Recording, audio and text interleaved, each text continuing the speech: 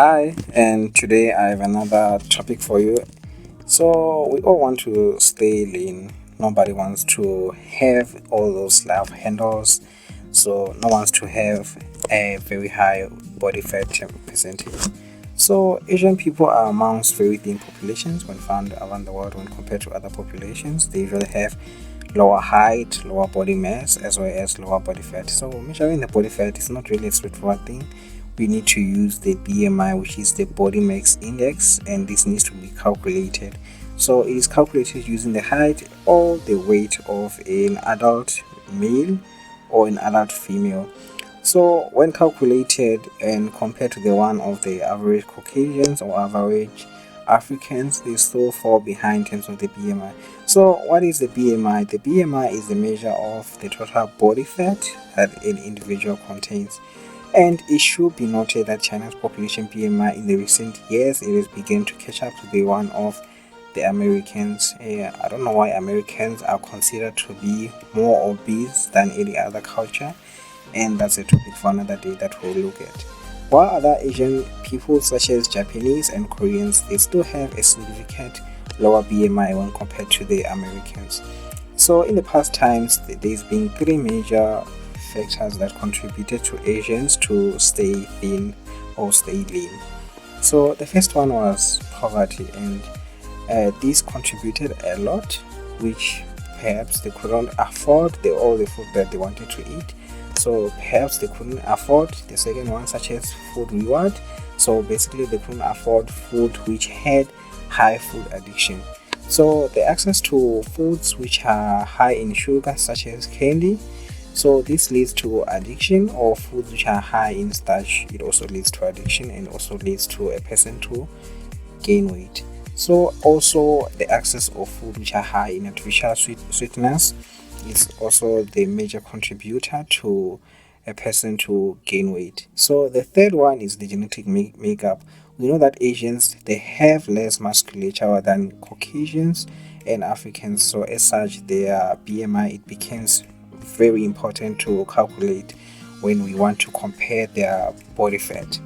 So there are many things that Asians practice in terms of diet wise. So the first one, they limit drinks, especially cold drinks with meals. So rather they drink things such as green tea while they eat.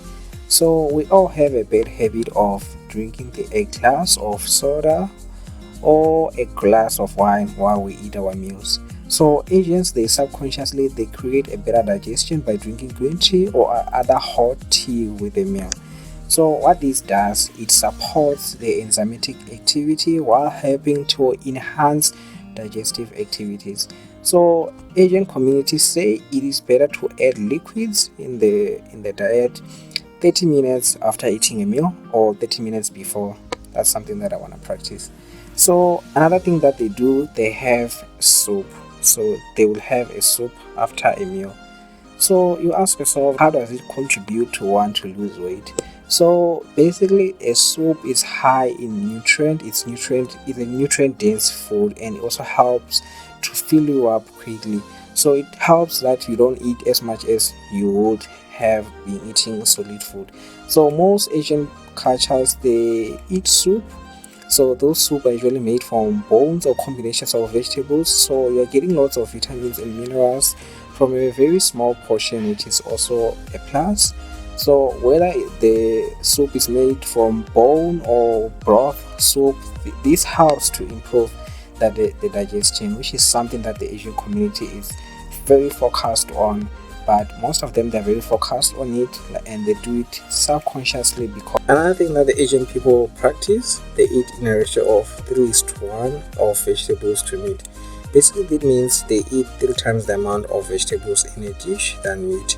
This is another essential trick that the Asian people use in their diet. So I guess this is one for the vegans and 0 for us meat lovers. So the fourth thing that Asian people do, they eat lots of rice. So you might ask yourself, rice is full of starch. So doesn't that mean that they're gonna gain weight? So what they do, they eat rice combinations. So these are rice which are not processed. They are different from white rice. White rice is the form of rice which is processed. So basically, the best rice that you can ever eat for your body is the one that is not processed. This includes black rice, brown rice, red rice, pepper rice. That's why when you go to the shops, most of these versions of rice, they are usually more expensive than the white rice because they are nutritionally denser than white rice, and they're also high in fiber. They gain more reserve conversion of carbohydrates to sugar, which lowers calories, which also helps to prevent diseases such as diabetes, and they also gain lots of benefits from eating combinations of rice. So yeah, you can see eating healthy is very expensive. So another thing that the Asian people practice, they eat a lot of fermented foods.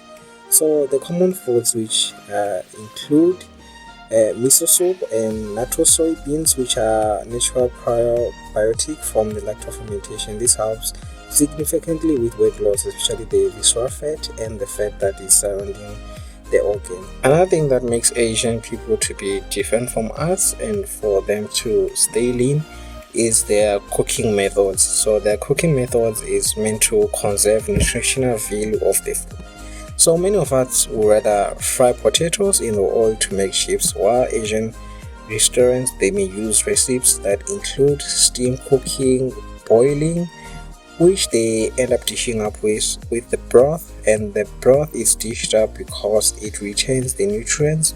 This also helps them to eat less. So at the end, they just drink up that broth, just like drinking the soup. So another thing that they practice, they eat lots of seafood. So what's so special about seafood? That's an obvious question. Haven't you wondered why seafood is so expensive and yet our planet is filled with more water from the ocean than land? So it's no secret that fish and seafood are high in omega-3 fatty acids, which are very beneficial to boost the immune system. They help to protect the vascular system, and they're also beneficial for weight loss and also very important for the protection of the vascular. Research has shown that omega-3 fats they help with calorie restriction when supplemented with exercise. So another thing that Asian people practice, they have another alternative to snacks. So their snacks are more healthier than the ones that we eat.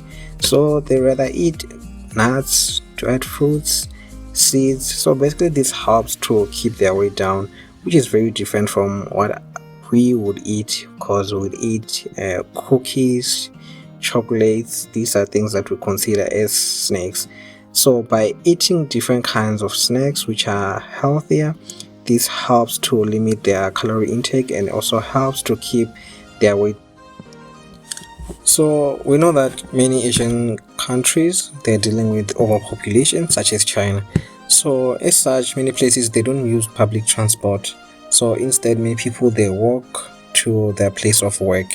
So many other people they use bicycles. So this helps to increase their physical activities, and as such, this is a way of the government to try to keep people active, and as such this also helps to keep their weight down. And that's all that I have in store for you about the Asian people.